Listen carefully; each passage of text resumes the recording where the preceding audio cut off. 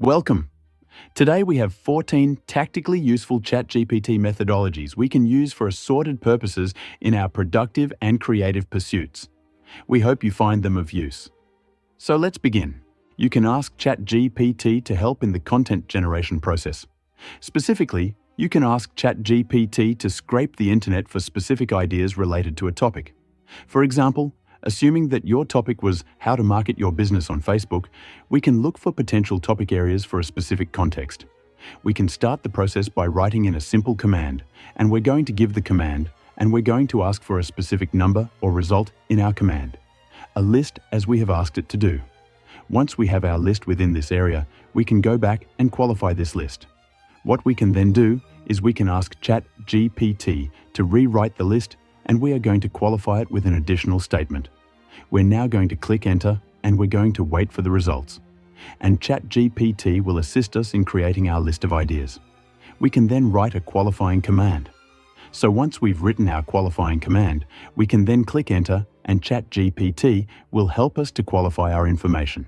So we can write qualifying commands for the list that we get back and get more focused results. We can use the information that we get from ChatGPT in order to create specific content for specific audiences.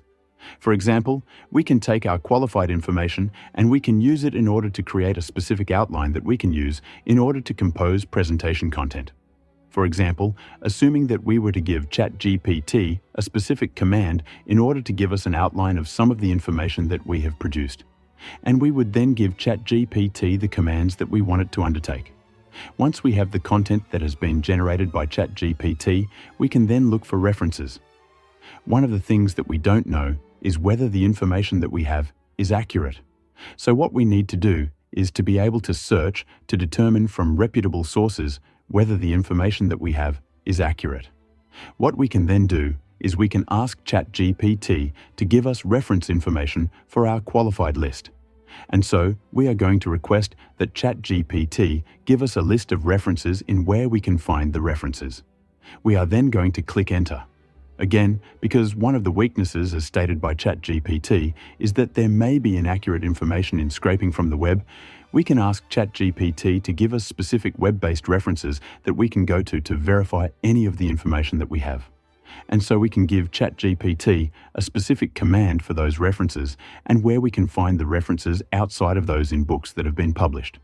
And so we are going to use our list and we are going to ask ChatGPT to give us a list of web-based references.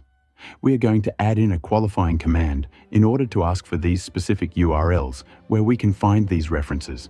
And so once we have written our command, we can then click enter.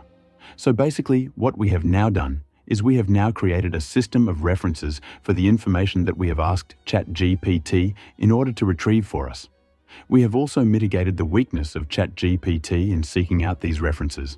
Number 3 is when you are in the midst of a research project and you're using ChatGPT, you can use the platform in order to increase accuracy and provide citation for the project that you are creating, specifically that project that you're using ChatGPT in order to generate.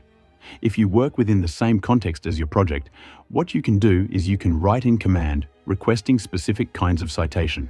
For example, we are going to write in a command for personal verification and citation. And so we are going to request specific information. We're going to add in a qualifying command and we're going to add in a stretch command. We're now going to click enter. And so you will notice we now have a list that we can use for citation. We can go one step further and we can request for specific information that we can use to verify our research. We can request information on specific courses that we can use in order to determine specific aspects of accuracy and what it is that we are producing. And so if we wanted to verify with a specific online course, we could do that and we can provide a command to ChatGPT in order to do it. And finally, if we wanted to use something other than paid references, we can use free references available already on the internet. And so we can request for specific YouTube URLs to verify our information. And as you can see, ChatGPT remembers what it is that we are working with, provided that we remain within the same chat area. So we are now going to give ChatGPT a specific command. In this case, ChatGPT completed its results but did not provide us URLs for the last topic. So we are going to go back and we are going to request that ChatGPT give us the information for our last point in our topic. And we are then going to click Enter, so you can verify information, provide accuracy and citation for any information that you choose to retrieve from ChatGPT. Now, this is not a direct citation of the information that ChatGPT has given you. However, we are requesting a workaround for this citation.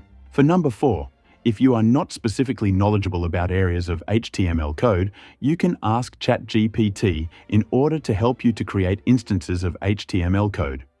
And you can write your request in plain language, and you can allow ChatGPT in order to give you an output that you can try. And to do that, all we need to do is to write in the command as we want to see it. We're now going to write in our command, and we're now going to click Enter. And we're going to allow ChatGPT in order to help us to create this specific command. And we can use it on a specific page for us to use in our business. Now, you want to make sure that you copy the response to a separate area. You also want to make sure that you keep the information in your chat history so that you can find it when you need it. In some cases, you may come back to the interface and you may find that in a period of high usage on ChatGPT that you can't access this. And so you will want to make sure that it is copied to a place where you can access the information if you're not online or if ChatGPT is at capacity. Our next case for any business problem that we have that is internet-based, we can query ChatGPT to determine if there is a solution available that may be hidden from us in the search engines. To do that, we're going to go to a new conversation. We're then going to go to ChatGPT and we're going to ask a plain language question of a business problem that we may be having for something specific to our online presence. Now, anytime you start a new chat on the left side menu, you're basically starting a conversation. And so you can start with a question that will seem broad, and then you can come back and narrow down your question based on the results that ChatGPT gives you. So what we're now going to do is click Enter. So what you have is, you have an initial set of information. You can now come back and you can ask a qualifying question in order to continue the conversation and solve your business problem. And again, when you are typing in commands, even though you're typing in plain language, understand that you are typing into a machine. You are also typing in a machine that is scraping the internet for answers for your question. We are now going to click Enter. Now obviously we can type in all of the qualifiers into one question area. What we're demonstrating now is the nature of a conversation, but we now have a specific information. We can now type in a follow-up question based on that information, and we're now going to click Enter. Now you'll notice then that ChatGPT has given you information, and this information that it has given you, even though it does not provide the direct answer that you've asked, is actually accurate. If you wanted to look for the actual answers to the question that we have queried it with, and we can type in a follow-up question about the information. As you can see here, we've typed in a follow-up question and we've been given an answer. So you can use ChatGPT in order to solve specific business problems by using one screen at a time and by asking follow-up questions. Now, because basically ChatGPT scrapes the internet for information that it gives you, what it provides answers in plain language, you can save time in the research, verification, and citation process. If we were to use the same topic as we were in one specific conversation, we can then look for independent verification of our topic area. We can then use a query, and we can search for statistical verification of any information that we can apply. So what we're going to do now is we're going to type in a statistical request query, and we're going to press Enter, and ChatGPT does give us the information that we were requesting. One of the things you'll notice is that in its answer, likely due to the load on the server in the free version, the query did not complete, as you can see here in point number 5. That meant then that we could go back and we can ask ChatGPT in order to complete what it is that it is typed, and we use a plain language request in order to do it. We then got the plain language answer in the completion of that point. Now, one of the things that ChatGPT will do for you is to create new context for content that you already have, or for ideas that you already have.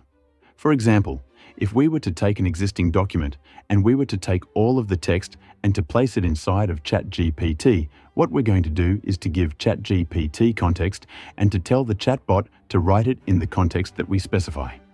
Next, we have the context. We're going to click Shift-Enter, and we are then going to paste in our article.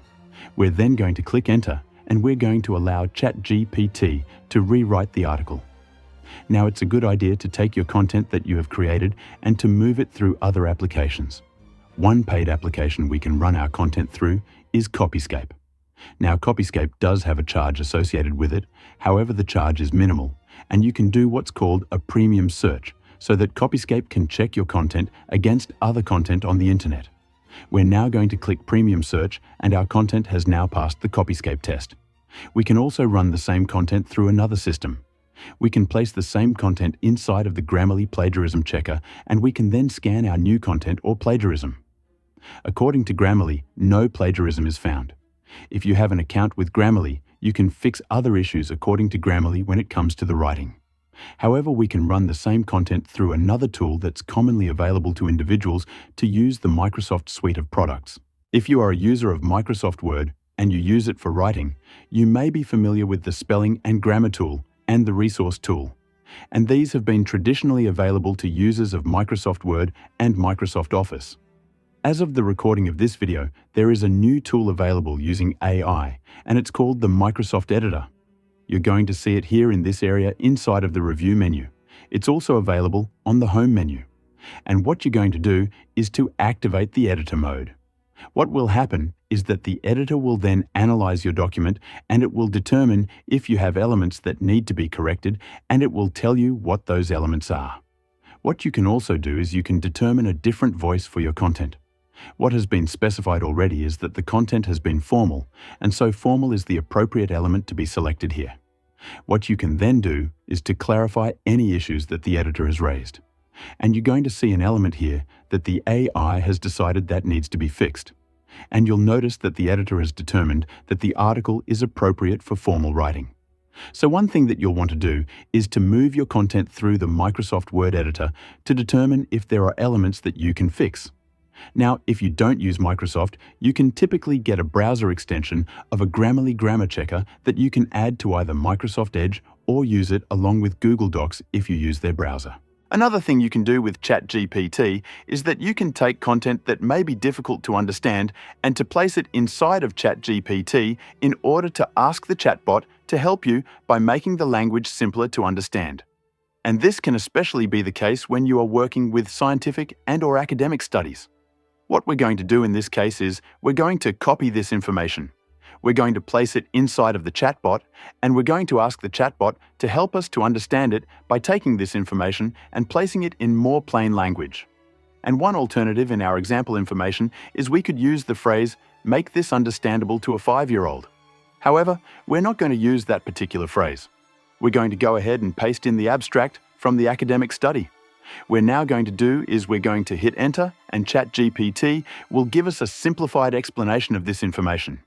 And what you'll notice is a shorter simplified explanation. And so one thing that ChatGPT can do for us is to simplify information that may be difficult to understand. One of the ways to work with ChatGPT is to first ask the chatbot if it is familiar with specific context, content, or frameworks before you begin a line of inquiry. For example, we can write in a specific framework so that we can ask in plain language ChatGPT if it is familiar with that framework. So you can write in the framework that you want to ask ChatGPT about, and you can then click enter, and ChatGPT will then tell you whether it is familiar with the framework or the content that you are looking for. In some cases, if we restate our question, we will be able to get a fuller explanation of the framework that we're looking to work with. Once you understand that ChatGPT understands the framework or the content that you are looking for, you can then begin to use that content or that context for future queries. We can then use that knowledge that we know that ChatGPT understands a specific framework on previous queries that we have done. So we will then give ChatGPT a query, and we will ask it to use previous information in order to use a framework that we have verified in order to undertake an online marketing activity. We're going to include some additional qualifying information, and we are then going to click enter. And we are going to allow ChatGPT to do what we have asked it to do. So basically what we have now done is we've asked ChatGPT to write a sales letter in a specific context, and we can add on to this element. We can give ChatGPT more instructions for this project. So we can give ChatGPT an additional query, and we can then click enter, and ChatGPT will give us what we have asked for. And we will see it in context in the form that we have written it. We can then use that knowledge that we know that ChatGPT understands a specific framework on previous queries that we have done. So we will then give ChatGPT a query, and we will ask it to use previous information in order to use a framework that we have verified in order to undertake an online marketing activity. We're going to include some additional qualifying information, and we are then going to click Enter. And we are going to allow ChatGPT to do what we have asked it to do. So basically what we have now done is we've asked ChatGPT to write a sales letter in a specific context, and we can add on to this element. We can give ChatGPT more instructions for this project. So we can give ChatGPT an additional query, and we can then click Enter, and ChatGPT will give us what we have asked for. And we will see it in context in the form that we have written it. Once we have a specific document that we have run through a specific framework, we've made sure it's unique. What we can do is we can add further context to our query. Now, this applies outside of this particular application. What we are looking at is the construction of a sales letter. But we can take this concept and we can use it in anything that we are creating inside of ChatGPT. What we are now going to do is we are going to recontextualize our query into more specifics. So basically, we are going to narrow down the focus of the query that we want ChatGPT to give us information about. And we can do this in any context that we want. We are now going to click Enter, and we're going to wait for ChatGPT to give us the output. Now the chatbot will attempt to put the information in the context that you require it. It does understand specific queries, even though it will not necessarily match up that query perfectly. We're going to give ChatGPT another query. Now again, when we input a query like this one, we are writing to a machine. And what it will do is it will use its network to try to determine how to output the information in the query that we have asked. We are now going to click Enter. So basically, what you'll see is that you are continuing a conversation with the chatbot, and you are continuing in the same information that you have been building since the beginning. And so the chatbot does recognize all of the other information in previous posts. We can ask ChatGPT to suggest to us a specific process to solve a problem. We can do that in any context. In this video, we're going to focus on a business-related problem. However, you can use ChatGPT to suggest a process for any problem that there is a solution being made available on the internet. What ChatGPT will do is to simplify the solution and put it in plain language instead of asking you to look through all of the individual websites. For example, if we were to look at the query, how to market a self-published book, and we were to go to our favorite search engine as of the recording of this video, we would be able to find a solution. However, it would not be in plain language, and we would have to look through the actual websites. You're going to see various improvements being made by search engines. However, you will need to look through the information. The benefit of looking at a search engine is that you'll be able to determine the most reputable sources and the cited information. However, we can look for that same information using ChatGPT to suggest to us a process. Once we write in, we can then click Enter, and you will then have a process written in plain language. Again, in order to work around the fact that ChatGPT does not cite, we can ask for citations, even though those citations will not be specific to the information that ChatGPT actually gave you. And so, to complete the task, we can then ask for ChatGPT to give us specific references, and we can now click Enter. So basically, you can solve a process and ask for ChatGPT to give you specific references to verify the information that it gave you.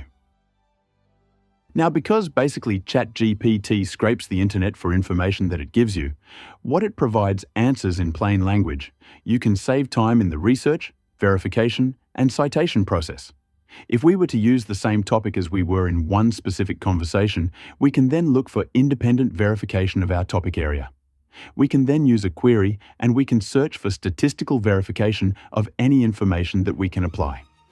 So what we're going to do now is we're going to type in a statistical request query, and we're going to press Enter, and ChatGPT does give us the information that we were requesting. One of the things you'll notice is that in its answer, likely due to the load on the server in the free version, the query did not complete, as you can see here in point number 5. That meant then that we could go back and we can ask ChatGPT in order to complete what it is that it is typed, and we use a plain language request in order to do it.